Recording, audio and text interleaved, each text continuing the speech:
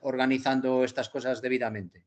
Y se nos ocurrió, porque nos llegó una petición de otra manera, hacer un ciclo sobre Miguel Artola. Y así comenzamos hoy.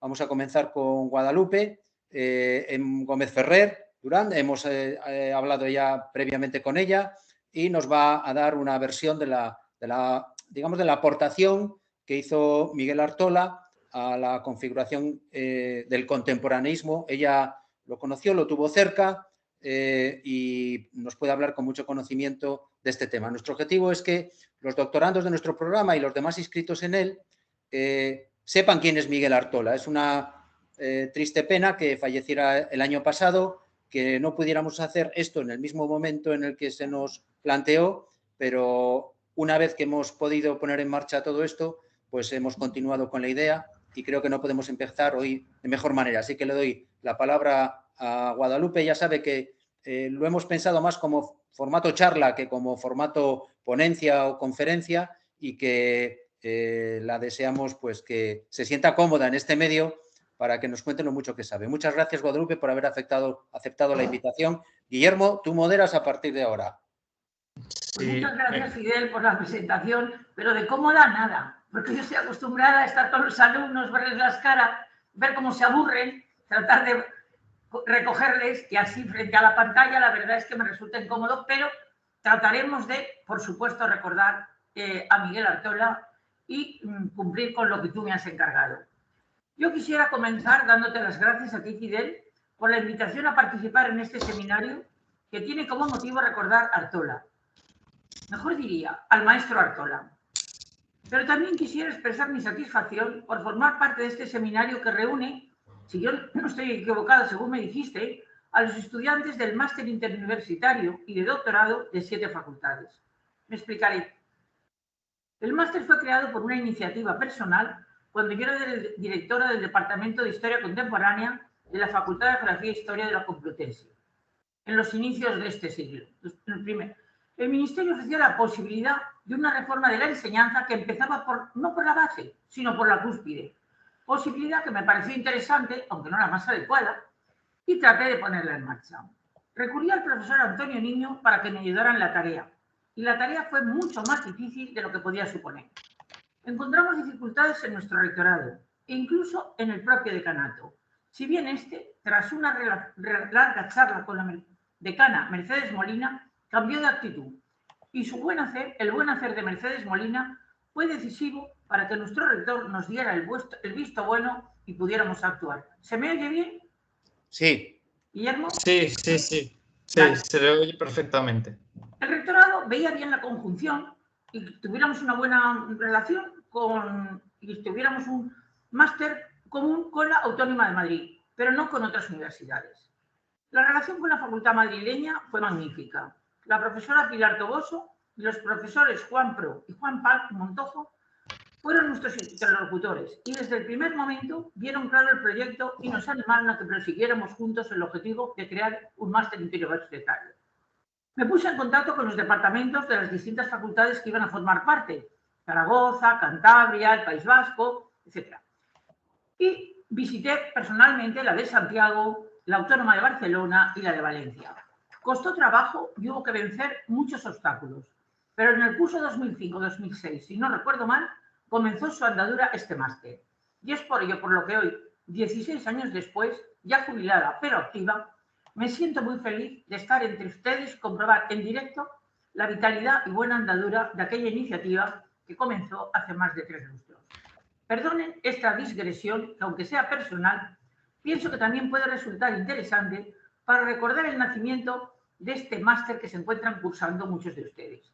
Pero vayamos al objetivo que hoy nos convoca, el recuerdo del profesor Artola. Artola fue pionero en un viraje que podríamos decir mejor retorno de la historiografía española, tímidamente en la frontera de los años 50, y decididamente en esa década dio al estudio de la llamada historia contemporánea, esto es, hacia el estudio y la comprensión del siglo XIX. Por ello he pensado que mi exposición debería constar de 2 partes. Una primera que sirva para situar a Artola en el contexto de la historiografía española, precisamente cuando él inicia su andadura como historiador. Y una segunda referida al hombre que fue Miguel Artola, centrándome en una doble vertiente.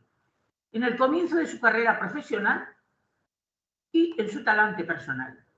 En la primera parte de mi exposición voy a referirme a la práctica histórica de los años 40, ya que Artola lee su tesis en 1948, y a la influencia de la historiografía europea, fundamentalmente francesa, sobre la española. La Escuela de Annales facilitó el viraje hacia la investigación de tiempos más próximos y proporcionó un nuevo utillaje metodológico. Me permitiré en esta ocasión recordar a un par de historiadores que también fueron pioneros en esa transición que se produjo en España en los años 50 del siglo XX. Fue entonces cuando se pasó de una historia oficial centrada en los tiempos modernos o medievales a otra que comenzó a asomarse al siglo XIX, utilizando nuevos métodos y tratando nuevos temas. Hablemos pues, en primer lugar, del nacimiento del contemporaneismo y la renovación de la historiografía española en los años posteriores a nuestra Guerra Civil. El fin de la Guerra Civil trajo consigo el desmantelamiento del sistema científico español. La universidad lo padeció de manera muy sensible, especialmente en el ámbito de las humanidades. Por una parte, fue víctima de un fuerte proceso depurador, y por otra, muchos catedráticos que habían mantenido un pensamiento liberal tuvieron que tomar el camino del exilio y dejaron vacantes numerosas cátedras que solo muy lentamente se fueron cubriendo en las 2 décadas siguientes. Así pues, al iniciarse la dictadura, las facultades de Filosofía y Letras sufrían las consecuencias devastadoras de la contienda, cuyo exponente más visible era la escasez de numerarios. Por lo tanto, la labor docente corría a cargo de lo que entonces se llamaban profesores auxiliares, procedentes unos de institutos y otros del ámbito erudito. Muchas figuras egregias tuvieron que cruzar el Atlántico. Recordemos, por solo citar algunos nombres, a Bosch Gimpera, a Pilloan, a Rafael Altamira, a Villares Carlo, a Américo Castro o a Claudio Sánchez Albornoz.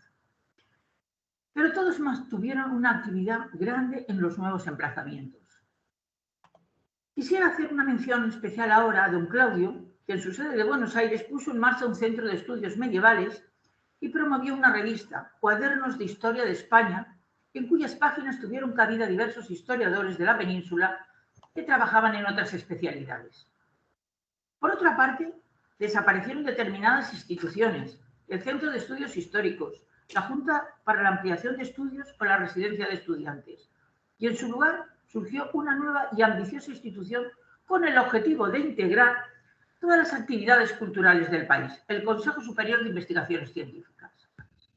Refiriéndose a esta institución, escribía el profesor Carlos Seco. Leo textualmente.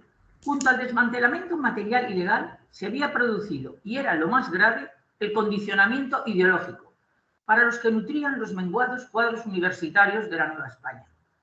No se trataba de una ruptura con la democracia de la que se había salido. Se trataba de marcar un camino irreversible para el futuro, purgado, por supuesto, del lastre liberal. Se trataba de amputar de las tradiciones intelectuales que, llegadas hasta la guerra, miraban desde las omnipotentes alturas del Estado como deformadoras de la línea tradicional de la verdadera España. La marcha de los estudios históricos hubo, pues, de verse profundamente afectada por las consignas que llegaban desde arriba. Hasta aquí. En este contexto, la historiografía española tuvo que sentar nuevas bases para adaptarse a los nuevos preceptos del Estado. Martín Gelabert afirma que la práctica histórica en España en la década de los 40 era de auténtico desierto, sobre todo si la comparamos con el ámbito o con el entorno europeo. Y es que a la quiebra que supuso la Guerra Civil y al asentamiento de la dictadura vino a sumarse el aislamiento internacional que agravaba más esta situación. Todavía a finales de los 50 existían en las librerías lo que se llamaba el infierno, que no era otra cosa que un reservado, esto seguramente a vosotros os suena a chino, con libros que no podían exhibirse en los escaparates porque eran considerados por las autoridades como portadores de ideas subversivas.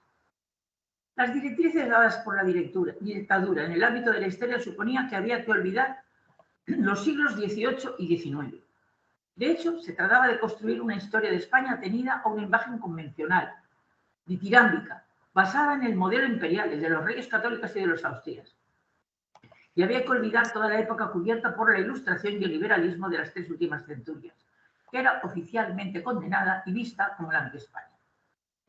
Durante la década de los 40, la investigación histórica prosigue en el Consejo a través de sus patronatos e institutos, que, en opinión, vuelvo a citar a Martín Gelabert, vinieron a promover, fijaros, una historia oficial de España esencialmente teleológica, autocomplaciente, de enfoque político, cronología modernista y metodología positivista, que solo fue contestado desde un grupo reducido de escuelas metodológicas localizadas en los 50. He querido presentar este panorama para ver cuál es la importancia que tiene Miguel Artola, porque viene a romper con esto con este ambiente y abre una fisura que permite asomarse a otro modo de entender la historia.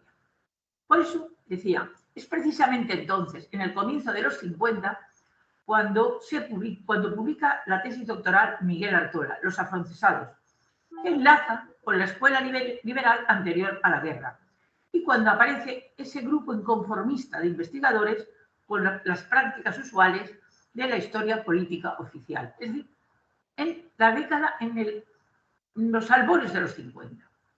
Por otra parte, conviene recordar que en el ámbito de la teoría existía también un vacío hasta mediados de los años 50, momento en el que José Antonio Maravall publica una brillante reflexión de carácter metodológico que abrirá las puertas a otras posteriores, su teoría del saber histórico. Ahora bien, hasta esas fechas fueron escasas las reflexiones de esta orden y apenas llegaron a ver la luz.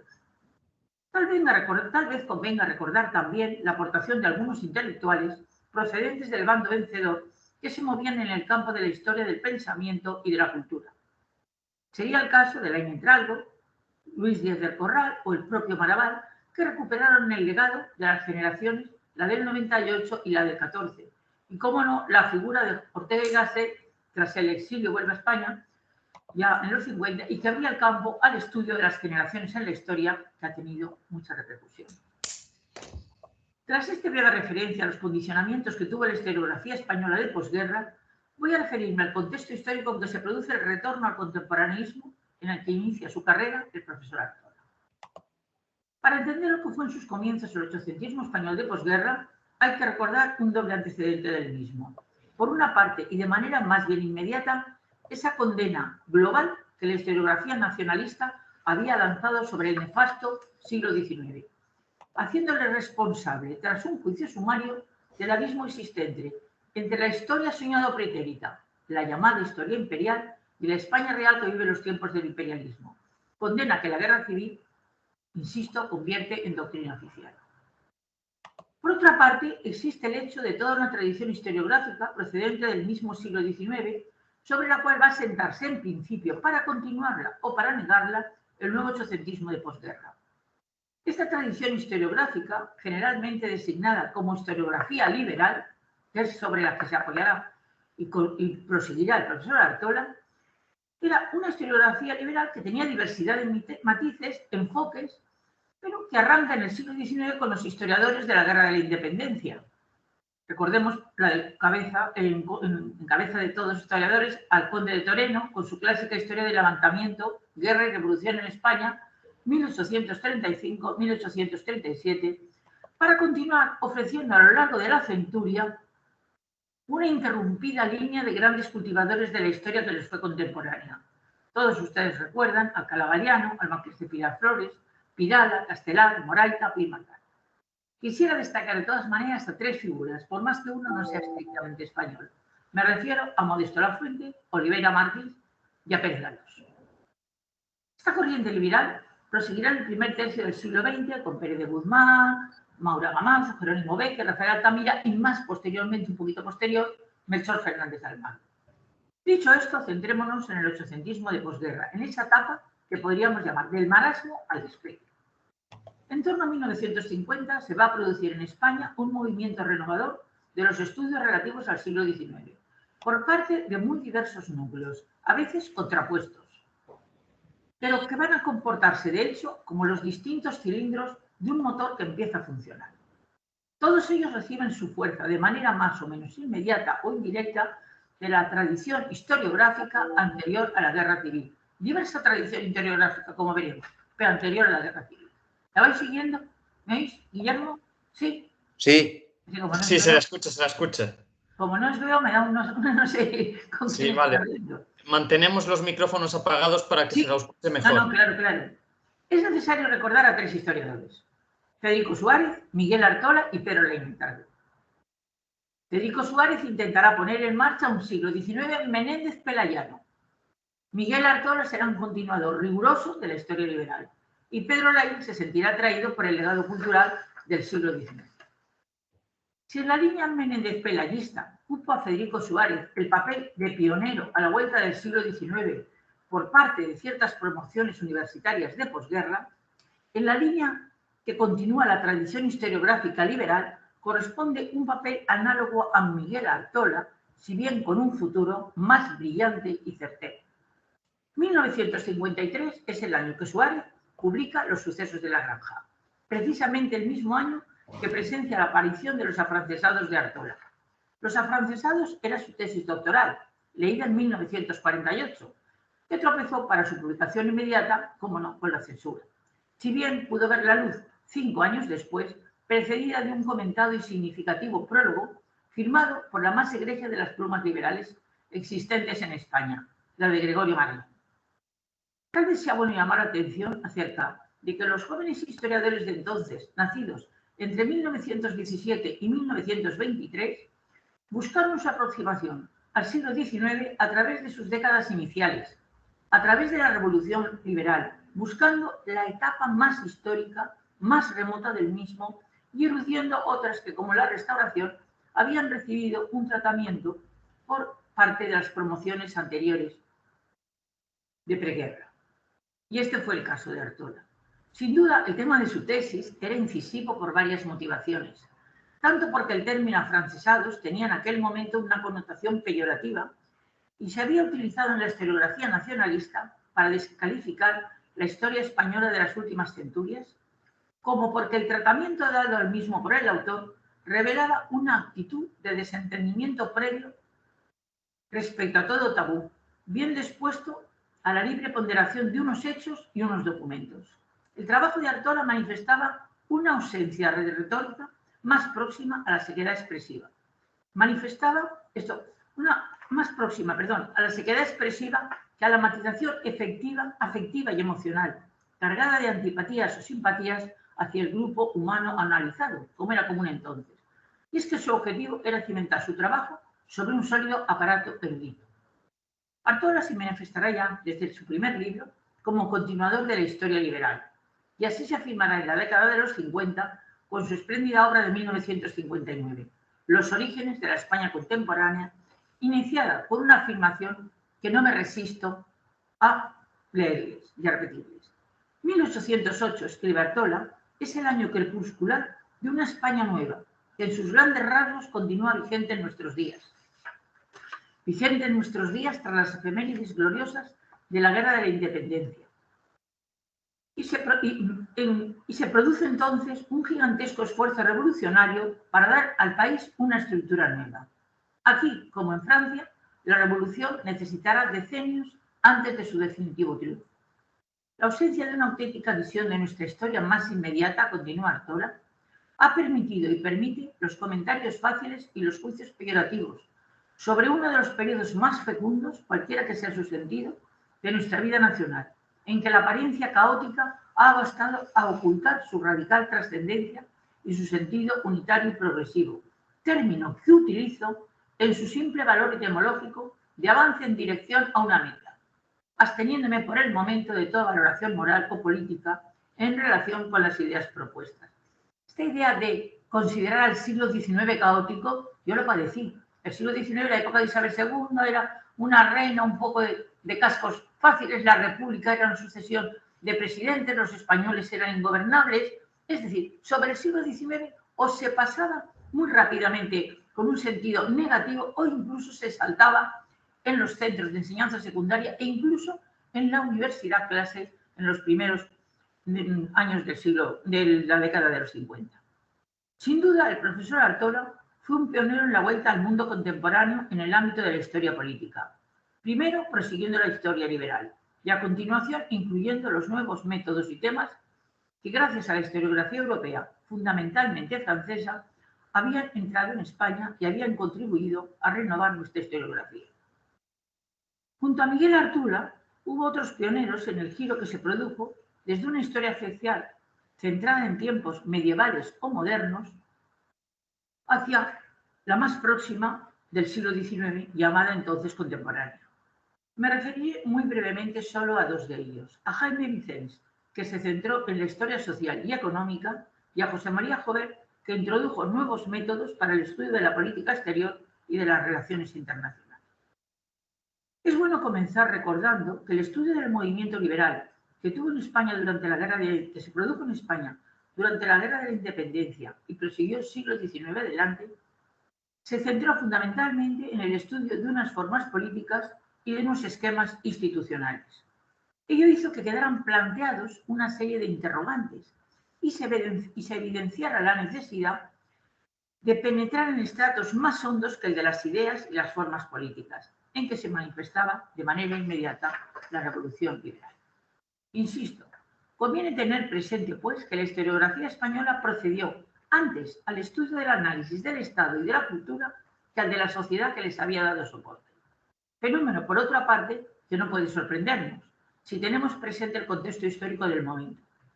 Situados en los primeros lustros de la posguerra española, nada más ajeno a las tendencias predominantes en nuestra historiografía que una conversión de esfuerzos al análisis de la sociedad española del siglo XIX. Ahora bien, la Escuela de Annals, atenta al análisis de economías, sociedades, civilizaciones, no fue ajena, es decir, influyó enormemente en los estudios de historia social relativos a nuestro siglo XIX. El impacto de aquella sobre esta tuvo en España un intermediario en la persona y en la obra del historiador catalán Jaime Vicens, en cuya biografía científica marca una huella decisiva su asistencia al 9º Congreso Internacional de Ciencias Históricas celebrado en París en 1950.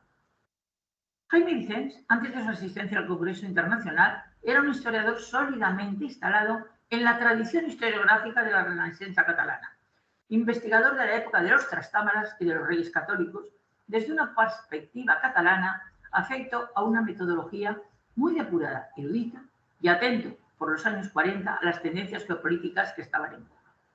Pero el Vicens que vuelve de París es un hombre que ha accedido a una nueva etapa de su biografía enormemente fecunda y desdichadamente corta, ya que murió en 1960. Pero durante esos años, solamente una década, tuvo tiempo suficiente para marcar una poderosa inflexión en el desarrollo de la historiografía española y convertirse en promotor y símbolo de una historia social.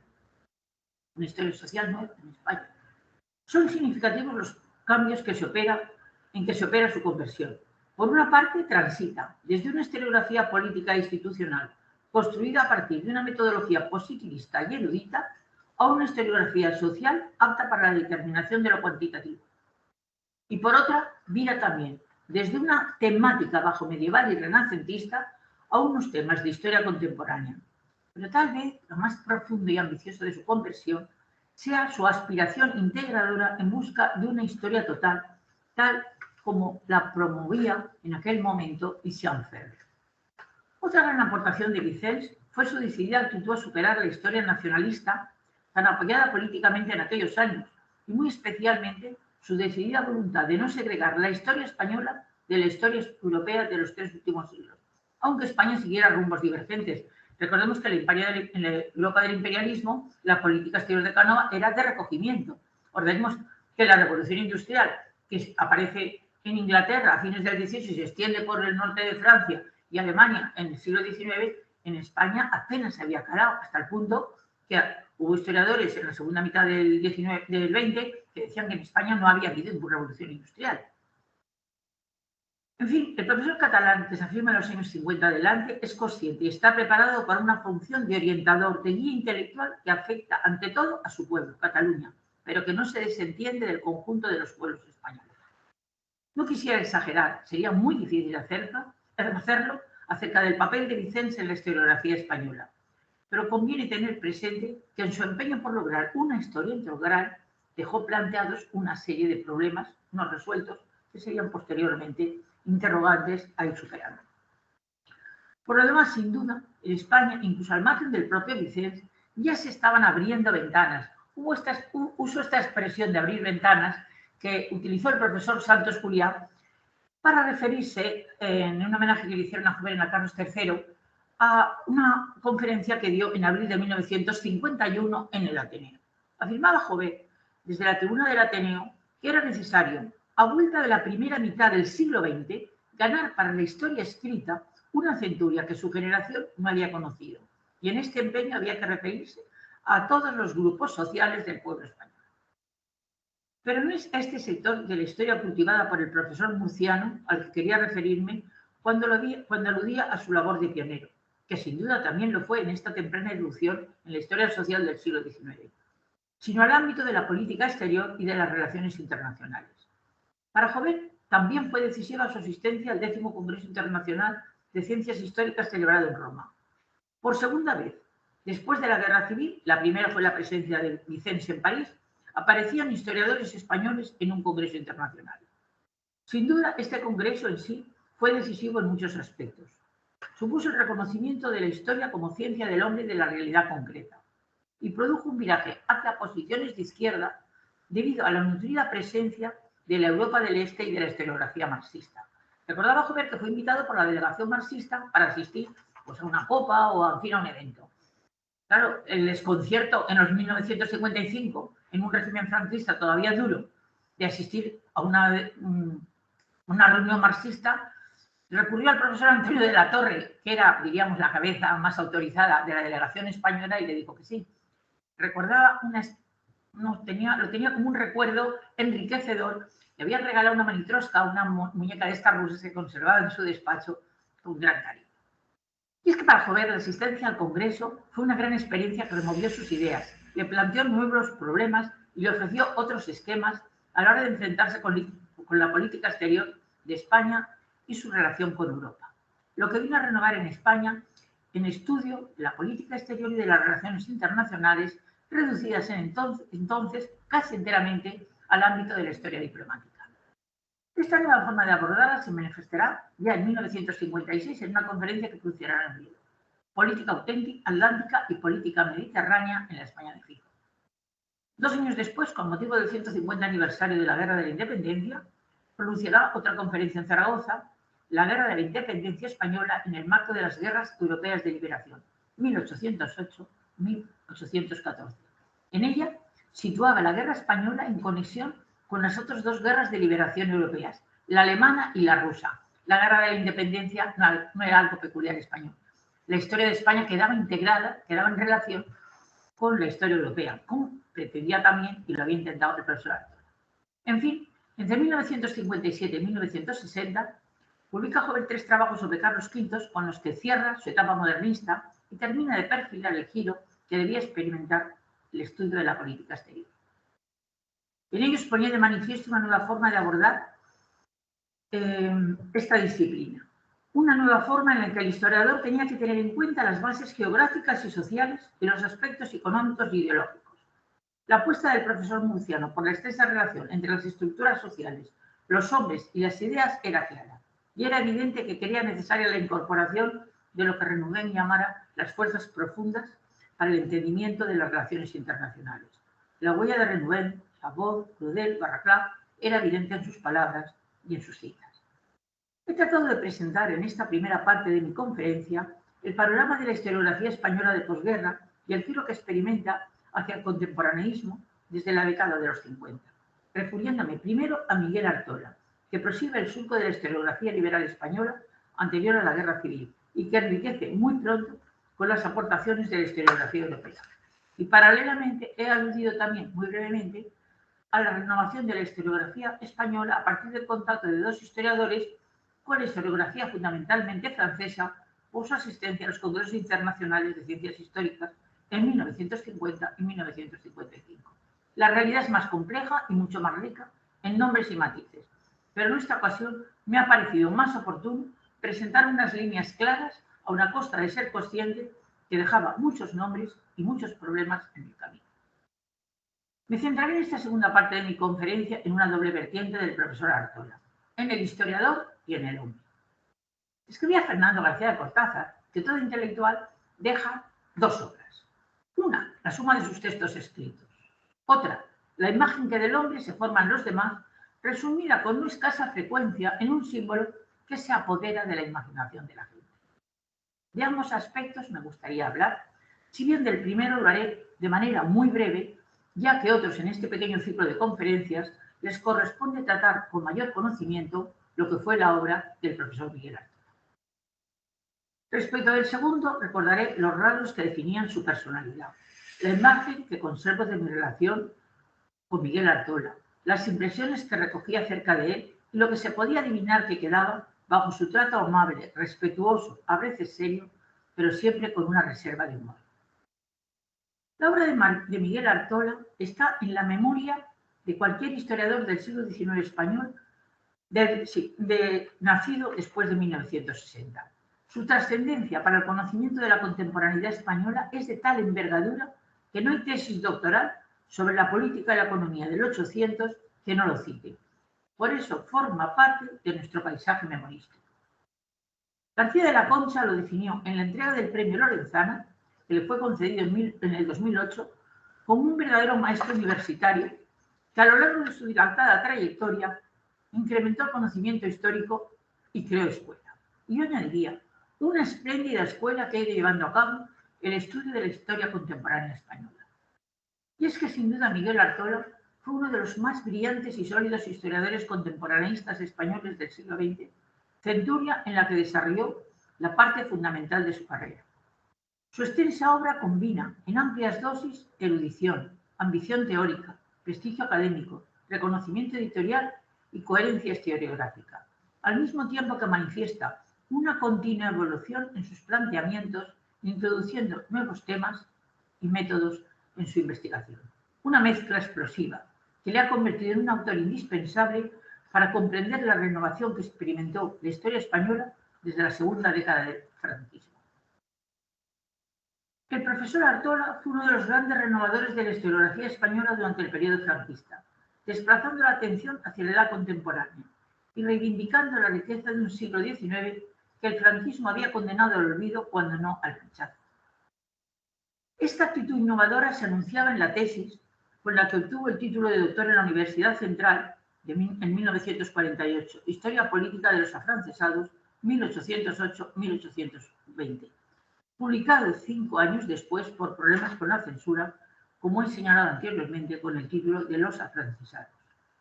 En ella señaló que lo ocurrido en la Guerra de la Independencia había sido una guerra contra el ejército invasor, sin duda, pero también una guerra civil, y señaló ya entonces la importancia que tienen las ideas políticas en la configuración del Estado y la sociedad. Su tesis vino a desarmar los relatos que reducían la extrema complejidad de aquel momento a una simple batalla entre patriotas y extranjeros, y vino a poner de manifiesto que muchos de aquellos a los que la historiografía más convencional y españolista había tratado de traidores, llamándolos afrancesados, se unieron voluntariamente, son sus palabras, a José Bonaparte para apoyarlo en sus proyectos reformistas y seguirlo en su política. Hasta aquí. Las cosas, señalaba, no fueron tan simples como se venían diciendo, y en su óptica el historiador tenía la obligación de reconstruir toda la gama de grises que gravitaban alrededor de cualquier episodio del pasado. En suma, Artola fue, insisto, un gran renovador de las investigaciones sobre la España del siglo XIX, que manifestó desde el inicio de su carrera investigadora y docente su pasión intelectual por comprender y ayudar a los demás a entender la realidad histórica de nuestro país. Con su tesis doctoral, el joven Artola mostró gran interés, al margen de los condicionamientos del momento, por entender la posición de unos hombres que lucharon por introducir a España en la modernidad y romper con el antiguo régimen. No era fácil el empeño en aquel momento, pero por fortuna existían profesores que, teniendo una mentalidad tradicional, estaban abiertos al futuro y tenían el coraje de mostrarlo.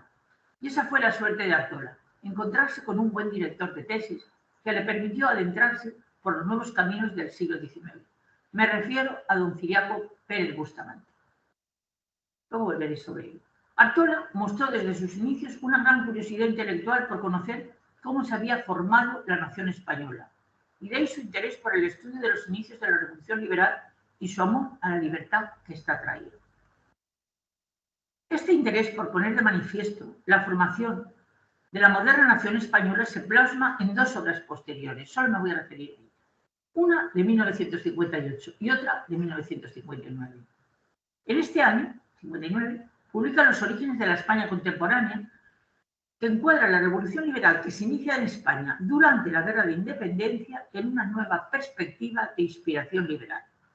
Su planteamiento recuperaba la tradición histórica del liberalismo y el constitucionalismo después de la censura impuesta por la Guerra Civil y la dictadura, e insertaba la Revolución Española en el contexto europeo del que acostumbraba a prestarse desligada. En esa misma línea de indagación sobre las raíces históricas de la contemporaneidad en España pueden señalarse otras aportaciones posteriores, por ejemplo la del tomo 26 de la Historia de España en Menéndez Pidal Zamora o la burguesía revolucionaria 1808-1874, con la que culminó aquella labor de recuperación y reinterpretación del siglo XIX español. El libro formaba parte de la Historia de España Alfaguara, que Artola dirigió entre el 73 y el 77. Una colección que por su enfoque abiertamente renovador y discrepante de la historiografía oficial del régimen se convirtió en referente fundamental para la comprensión del pasado español por las generaciones que protagonizaron la transición a la democracia. Pero de esto ya les hablarán otros compañeros. Ahora bien, Artola, al iniciar su trayectoria profesional, se pregunta acerca de lo que significa el concepto de historia y acerca del oficio que cabe al historiador. Fruto de estas reflexiones será un artículo de 1958 que publicó en la revista de Estudios Políticos, titulado En torno al concepto de historia. Apartado de los modelos interpretativos e ideológicos, se preguntaba en el texto sobre la historicidad del historiador, es decir, cómo afecta el presente a su visión del pasado. Y en busca de la mayor objetividad, Artola defiende el empleo de las fuentes directas, ajustadas al pensamiento de la época, a sus ideas y a sus aspiraciones. Lo importante para él era desentrañar no el hecho, sino el sentido, porque al igual que decía Collingwood, el objeto del historiador no es descubrir el hecho, sino comprenderlo, esto es, encontrar su motivación. Su obra se insertó desde sus comienzos dentro del ámbito de la historia política, en el surco de la historia liberal. Pero Miguel Artola, que ha insistido en ello, era receptivo a las nuevas ideas que venían de Europa, tanto de la escuela de Annals como de la escuela marxista. Por ello, el profesor Vasco ensanchó los límites de la profesión de historiador, proponiendo una concepción del pasado en la que se insertaran los fenómenos económicos y sociales, reconociéndoles una relevancia comparable a los hechos políticos, diplomáticos y militares que constituían el núcleo de la historia política tradicional en la historiografía española de ese momento. Esto le llevó a un diálogo fecundo con los profesionales de especialidades vecinas, con la historia económica o con la historia del derecho, y también a promover la escritura de un tipo de historia en la que los fenómenos económicos, sociales y políticos aparecían estrechamente imbricados, como proponía la nueva historia que se estaba haciendo en Europa. Artola fue uno de los pioneros de la interdisciplinaridad y formó parte de aquellos historiadores que abrieron las puertas a una nueva manera de entender la historia, ensancharon sus posturas y se convirtió en uno de esos escasos hombres a los que hay que calificar como maestros. Y yo me pregunto, si ahora una mujer destaca y forma escuela, ¿cómo se le llama? Maestra. No tenemos palabra. Os lo dejo para que lo penséis vosotros, que sois las nuevas generaciones. A ver si a alguno se le ocurre y me puede decir algo, porque yo me encuentro perdida, ¿eh? Y ahora, junto a este breve recuerdo, al primer Artola, al investigador de los años 50, quisiera referirme al profesor, al maestro de tantas generaciones, a su pasión por la docencia.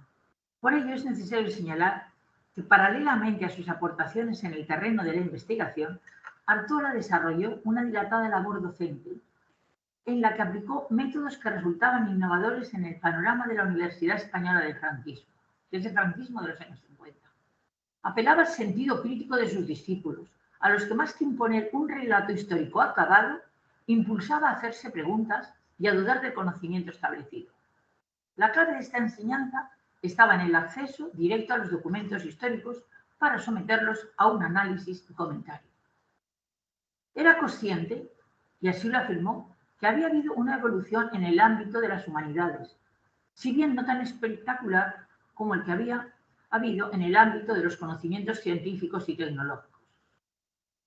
Pero insistía que no había que minusvalorar las humanidades, esta expresión que hemos visto mucho, el listo a ciencias y el tonto a letras. No, él está ya contra esto, ¿sí? Conocer lo que vendría después. Pensaba que sin el capítulo de las ideas no podía existir el suelo en el que sería posible desarrollar la ciencia. Y esto no lo debéis olvidar, no lo podemos olvidar. Por otra parte, Artola era consciente de la importancia fundamental de la historia de la educación cívica, y tanto en la Universidad de Salamanca como en la Autónoma de Madrid dejó una profunda huella. Sus clases eran apasionantes, aunque, como decían sus alumnos, un poquito de ironía, de siempre existía el peligro de que te preguntasen. No se conformaba con la lectura de manuales o ensayos, sino que hacía pensar y enseñó a leer textos históricos a varias generaciones de historiadores. Apartado de los motivos de los modelos interpretativos ideológicos, Artola defendía el empleo de las fuentes directas ajustadas al pensamiento de la época, a sus ideas, a sus sentimientos, a sus aspiraciones. Vuelvo a repetir, la obsesión de Artola fue educar a sus alumnos para ser ciudadanos de una España distinta y proporcionarles las herramientas necesarias para alentar las transformaciones de una España en democracia sobre la base de una reflexión sobre nuestro pasado. Una reflexión precisa, documentada, alejada de complejos nacionales y alejada de interpretaciones solemnes, asequible para todo el público lector. Y justamente por eso, por la importancia que tiene la historia en la educación cívica de un país, es por lo que creía necesario exigir al historiador una doble disposición, una prudencia en sus juicios y una neutralidad emocional ante los hechos. Miguel Artola reunía ambas y jamás perdió de vista la razón, a la vez crítica y renovadora de su profesión. Como escribía su gran amigo y discípulo, Fernando García de Cortázar, no dudó nunca en sustituir los mitos, las leyendas, las falsedades por el conocimiento verdadero, por explicaciones verosímiles, por afirmaciones contestables y verificables.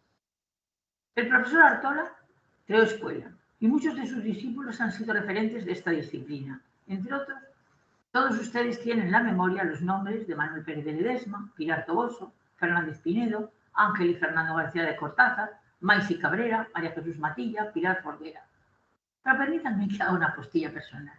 He querido señalar unos nombres para mostrar que no solo hubo hombres o varones entre sus discípulos, como parecía deducirse de los obituarios que aparecieron en la prensa tras su muerte. Me llamó muchísimo la atención que no figurara en ninguno de ellos, y tuve ocasión de ver muchísimos, ni una sola referencia a cualquiera de las profesoras que se enorgullecían y se enorgullecen de haber sido sus discípulas. He querido dejar para la última parte de mi charla la referencia a la extraordinaria personalidad del profesor Artola.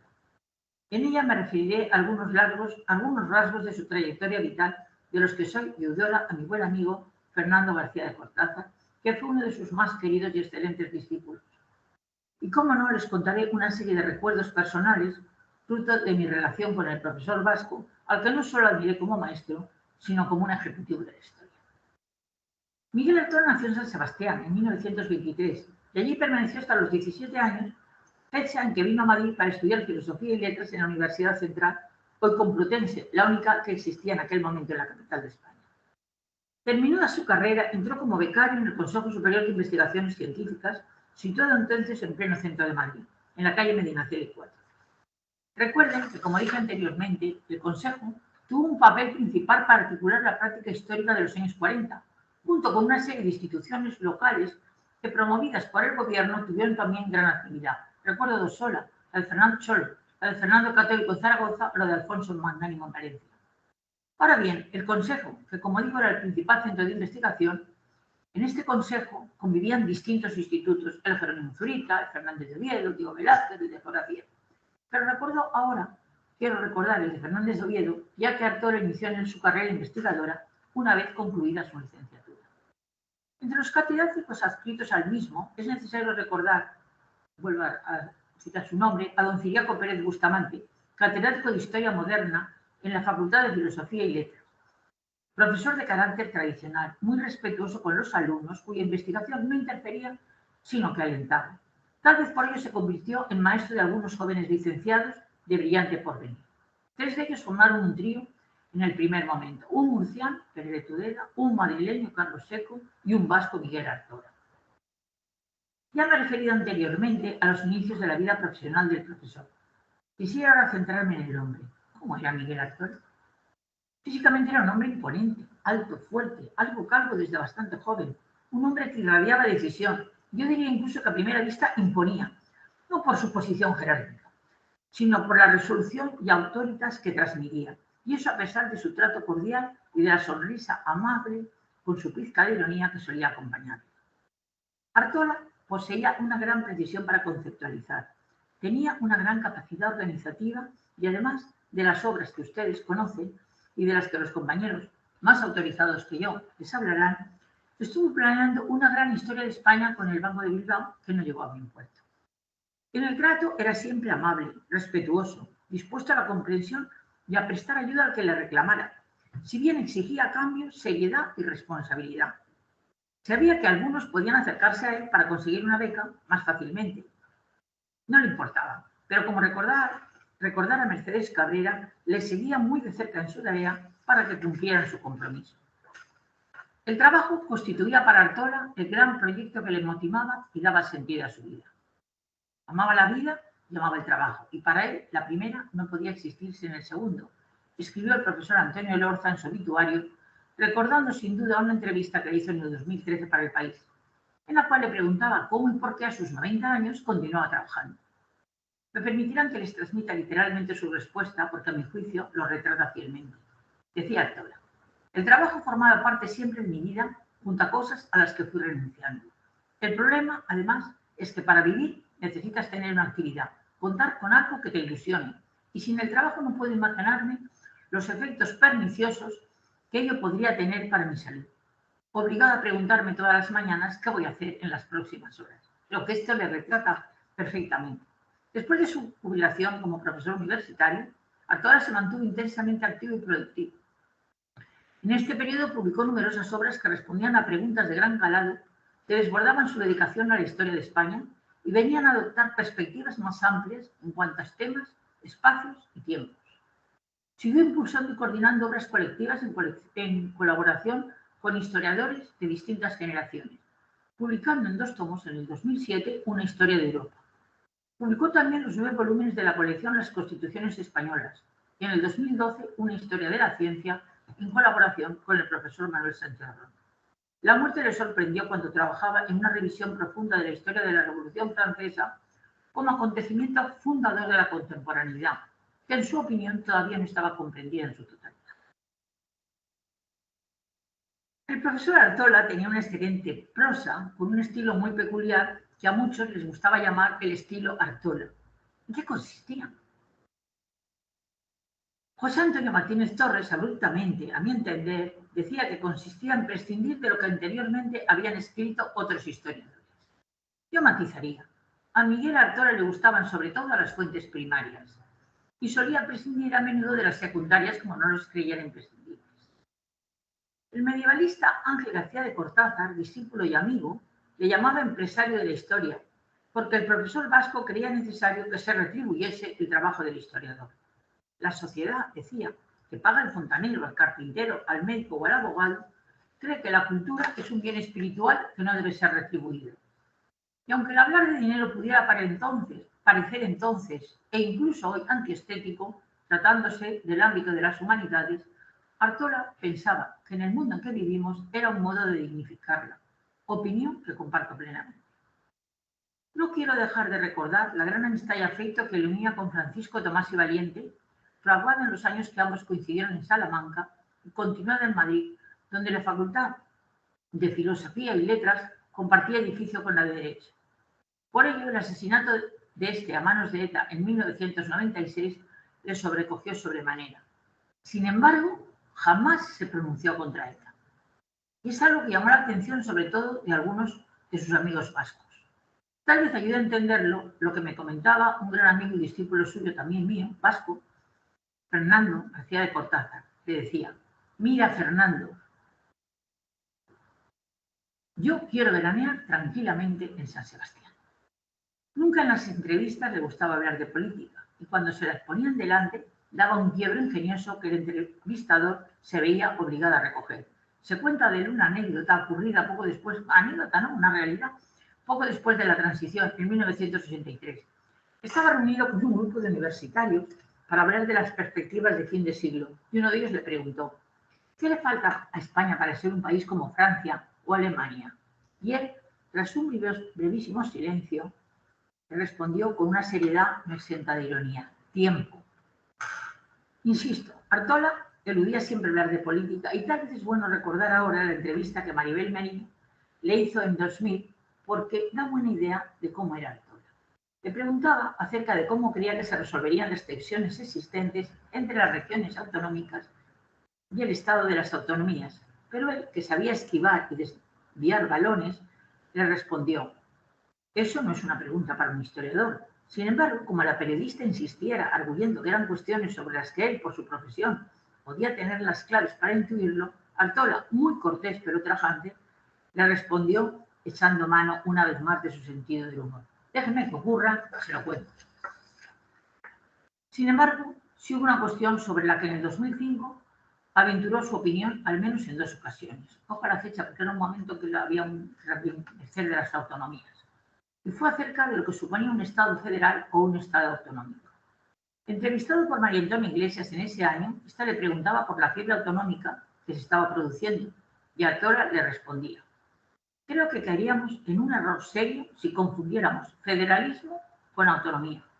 Si miramos lo que ha pasado en la historia, veremos que el federalismo es la forma de construir un Estado con varios estados, mientras que la autonomía es la forma de desagregar un Estado existente. Y pocos meses después, en esta misma línea, recogía el profesor Lorca unas palabras de lo escrito en su libro Constitución y Libertad, palabras que tampoco me resisto a recordar.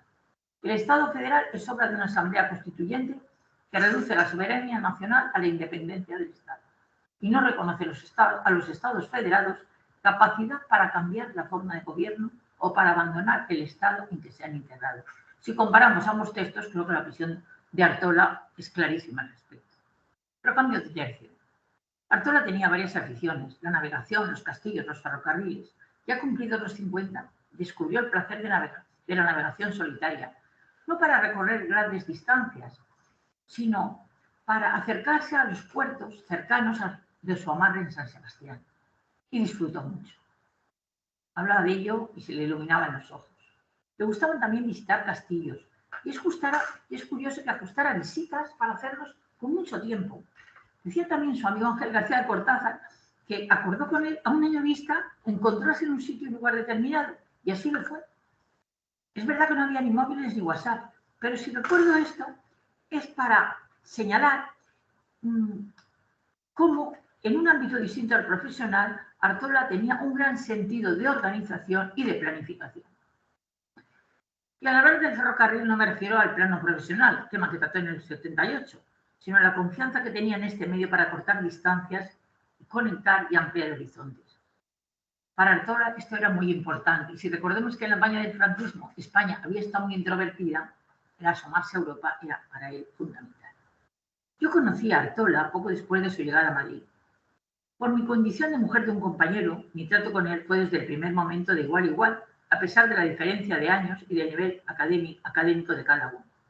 Artola era un catedrático consagrado, que había creado en Salamanca la sección de Historia. En aquel momento estaba en la recién creada Autónoma de Madrid y poseía una sólida obra. Y yo no era más que una penene en un momento en que andábamos revueltos y propicios a las reivindicaciones. Quiero decir que mi relación con él no tuvo en sus comienzos un carácter profesional. Más tarde, cuando logré la titularidad y la cátedra, obviamente tomó otro cariz. Coincidí con él en muchas ocasiones, en tribunales, en eventos académicos y en otros más festivos. La última ocasión en que le vi fue en la residencia de estudiantes con el motivo del homenaje al profesor Santos Julián, pocos meses antes de su muerte, y Artola continuaba manteniendo su magnífico aspecto. Ahora bien, Artola era librista y como hombre de su generación, en el fondo, era algo machista, lo cual no quiere decir que no considerara que las mujeres podíamos tener las mismas expectativas intelectuales que los hombres, como muestra la cantidad de discípulas suyas que hoy forman parte de la Universidad Española. Pero era hija de su tiempo y de su educación, y por ello, sin duda, recuerdo que al principio, cuando coincidíamos en una reunión en la que ampliamente predominábamos las chicas, yo intuía que no se encontraba cómodo, que no sabía cuál era el trato justo que debía tener con nosotras. Esto entonces no era raro. Yo podría contarles un par de anécdotas personales que a ustedes les parecerán increíbles. Me van a permitir solamente un par de ellas. A media mañana, entre clase y clase, entraba yo muy deprisa en el doctorado, cargada con unos libros, y un catedrático muy responsable me dice a modo de saludo, yo diría más bien que a cabo, a modo de piropo: qué bien te sientan los libros. Claro, yo me quedé ojiplática. Y en otra ocasión, eran las 2:15 de la mañana, del mediodía, nuestro departamento estaba en la planta 10, nos metimos en un ascensor repleto, 2 o 3 profesoras, derrotadas, como todos, tras una jornada que había empezado a las 8:30 de la mañana. Y vimos que un catedrático también respetable comentaba mirándonos: cuánta sabiduría y cuánta belleza hay en este ascensor. No era posible. Pero volvamos a lo que nos ocupa. Mi relación con Artola no fue estrecha, pero sí continuada y en algún momento particularizada. Recordaré solo 3 momentos.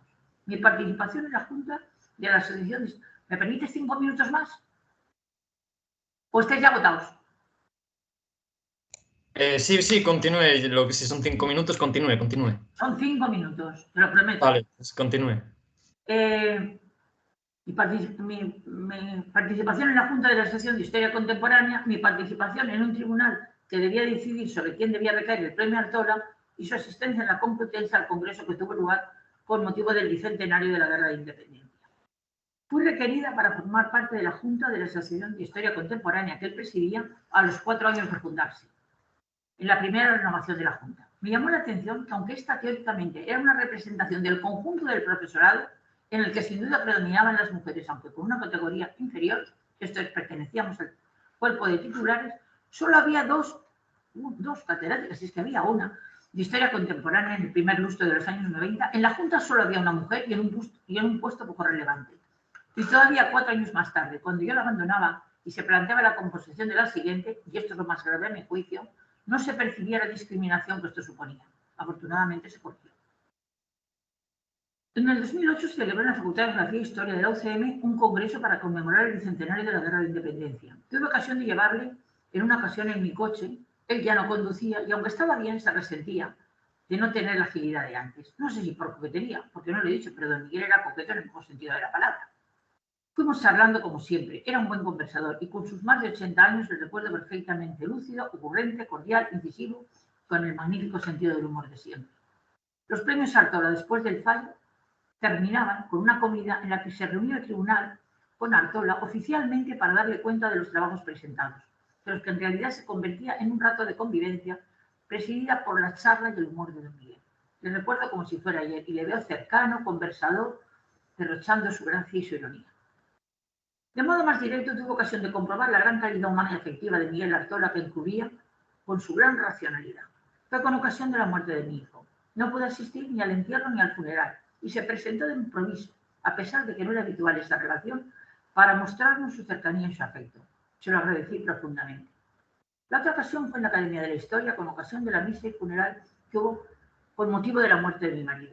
Como es normal, en esas ocasiones, y concluido el acto, los asistentes se acercan para darte un abrazo. Artola no formó parte de esa primera ola. Y según me comentó mi hija, me buscaba insistentemente con una mirada afectuosa y empática para mostrar otra vez su afecto y cercanía, que hizo efectivo enseguida. No fue un abrazo convencional. En fin, y para terminar, me pidió el profesor Fidel Gómez que hiciera una semblanza de Miguel Artola que yo creí oportuno centrarla, contextualizarla en el nacimiento del contemporaneismo español. Creo haber cumplido su deseo. No estaría completa si no diera una cuenta de su extenso currículum, pero como no da tiempo y ustedes lo tienen a mano, me abstendré de ello. Así que nada más por hoy, decirles que ha sido muy grato participar en este seminario en homenaje al profesor Artola, si bien lamento mucho que no haya podido ser presencial, pues siempre me ha resultado estimulante ver las caras de los alumnos o del público en el caso de una conferencia. Así que muchas gracias y perdonen este monólogo en que no ha dado tiempo casi por lo menos a conectarnos con los ojos. Vale, bueno, antes de nada agradecerle a usted precisamente su intervención, que yo creo que ha sido magistral. Y bueno, antes de continuar, como comentó ya el profesor Fidel Gómez al inicio de... Guillermo, te oigo muy mal.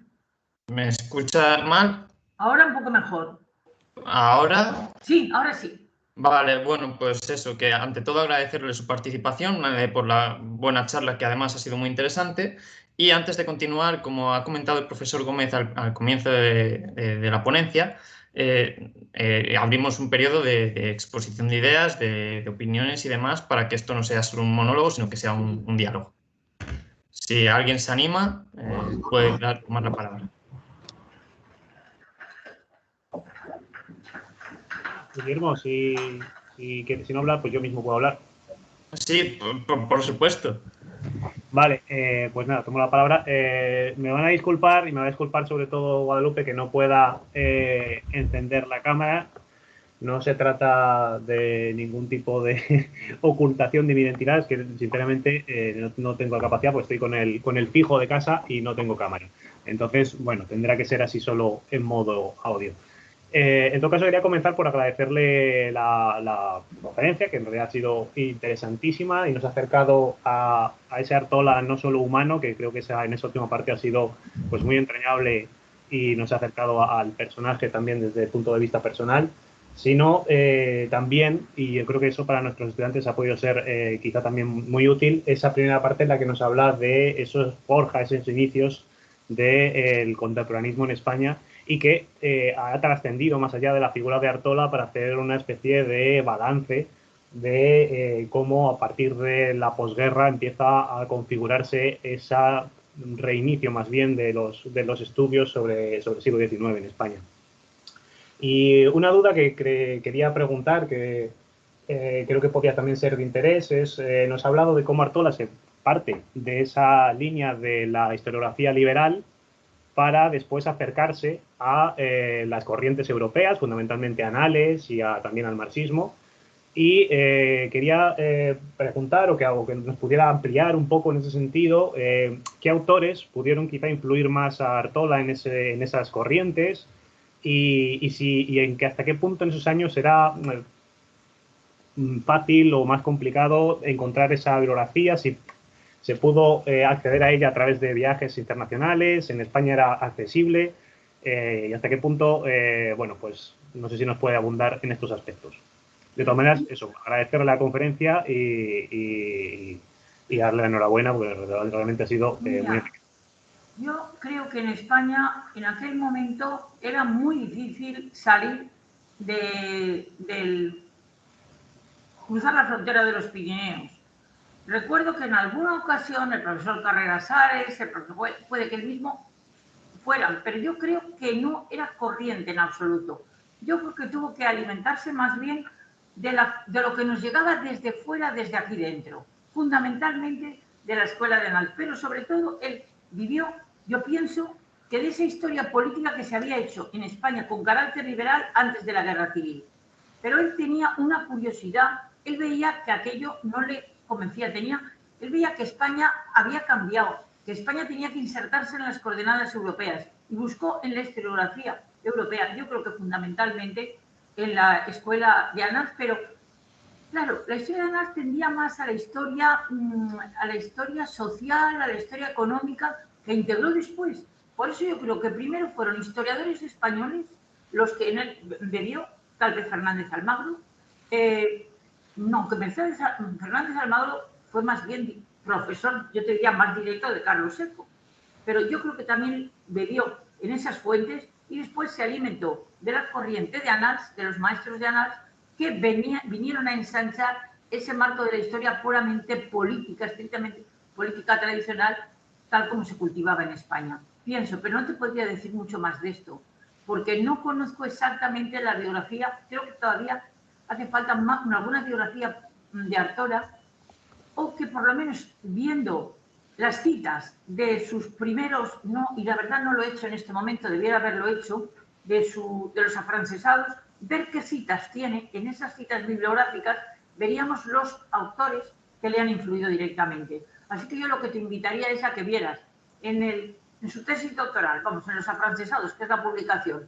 o en los orígenes de la España moderna del 19, de 1959, cuáles son las notas de pie de página para ver los historiadores que le influyen directamente. Creo que no te puedo decir más. Sí, no, efectivamente. Yo creo que en ese sentido me interesaba mucho ese contraste entre esa historiografía tradicional española basada en esa historia fundamentalmente política y diplomática y ese choque con Anales que tiene ese ataque tan frontal a la historia, pues, a la historia política precisamente, ¿no? Y a la historia diplomática.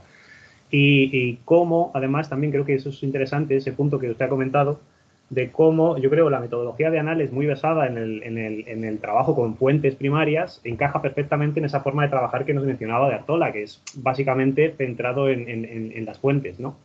Entonces, bueno, creo que por ahí tiene un punto que se puede, de verdad, enlazar y se puede investigar más sobre ese aspecto, que creo que puede ser interesante. Sí, bueno, yo por comentarlo, por ampliarlo, no sé si me escucha bien. Sí, Sí, sí. perdona, Guillermo. Sí, vale. Yo- Bueno, para preparar las ponencias, las conferencias, precisamente yo estuve releyendo la obra de los afrancesados, una edición del 2008, creo recordar, de la Alianza Editorial, en tapa dura, y bueno, sí que hay un aparato empírico, bueno, de documentación empírica en francés, creo que de hecho la documentación es francesa, que además se recoge ya no en las notas al pie, sino en un apartado específico al final de la obra. O sea que en este aspecto sí que lo trata, vaya. Yo tengo la primera edición, la tengo en casa, la de 53, pero es que a Artola le daba miedo seguir con esa historia que se había hecho, que él no sabía si era realmente fiel, y por eso buscaba sobre todo los documentos y las fuentes primarias. Y eso llegó a decir el estilo Artola, que no es que prescindiera de los demás que habían escrito, sino que lo que quería era, él enseñó a analizar documentos a muchas generaciones, cosa que en aquel momento no era normal. Se tiraba de las fuentes secundarias y menos de las primarias. Me refiero a las clases, ¿eh? Sí, no, pero en el libro en esta edición al menos, además el aparato empírico, empírico y documental se especifica al final, bien documentado y muy bien Sí, especificado, vaya. Sí, es sí. por ampliar. Si alguien tiene algún comentario más, estamos por supuesto abiertos para ello.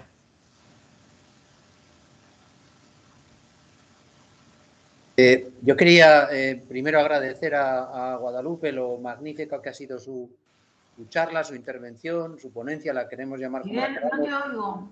porque me ha resultado muy veraz en todo sentido, porque en la medida en que yo conocí también a Miguel Artola, aunque siendo entonces un pimpollo de la historia, pues le estoy viendo a través de los comentarios, de las observaciones que nos ha hecho Guadalupe, el hombre aquel que imponía y que no quería hacerlo, pero que hacía que los jóvenes investigadores, cuando le conocíamos, nos sintiéramos un poco abrumados en su presencia.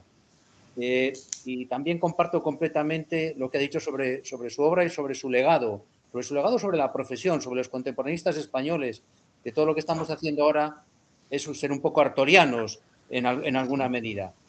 Y le quería preguntar a Guadalupe, le quiero preguntar si ella sabe qué pensaba Artola de las generaciones que habían venido detrás, tanto por lo que veía que había como por lo que pensaba que tuvieran que hacer a partir de lo que ya había. Yo creo que tenía una confianza absoluta en las generaciones posteriores. La prueba es que, fíjate, en el libro de Alfaguara, en el libro de la burguesía, la colección Alfaguara que él dirigió, él hace intervenir a distintas personas de distintas, bueno, no tanto, sí de distintas generaciones, pero está un Tuñón de Lara, está un Joveres, hay personas que están ya muy asentadas en aquel momento. Pero luego, en el libro de la historia de Europa del 2007, son generaciones y gente totalmente distinta y de distintas orientaciones, lo cual te hace pensar que él, independientemente de la orientación que tuviera, cuando una persona valía y creía firmemente que entendía bien los documentos, que buscaba la objetividad, él no desconfiaba. Creía profundamente, yo creo, en que la generación posterior, en las generaciones posteriores, en los jóvenes posteriores, iban a continuar con rigor, creía unos con rigor y otros sin rigor, pero creía y apostaba por los que lo hicieran con rigor.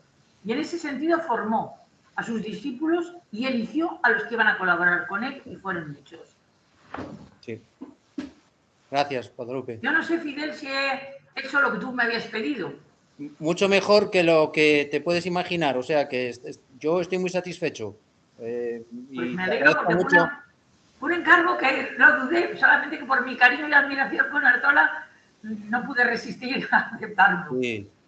Además es que lo que has hecho no es nada fácil de hacer, ¿eh? Condensar todo eso tan ordenadamente, tan claramente en 50-55 minutos me parece que es una tarea. Me ha costado, me ha costado. Estupenda. Claro, ha tenido que suerte. costarte.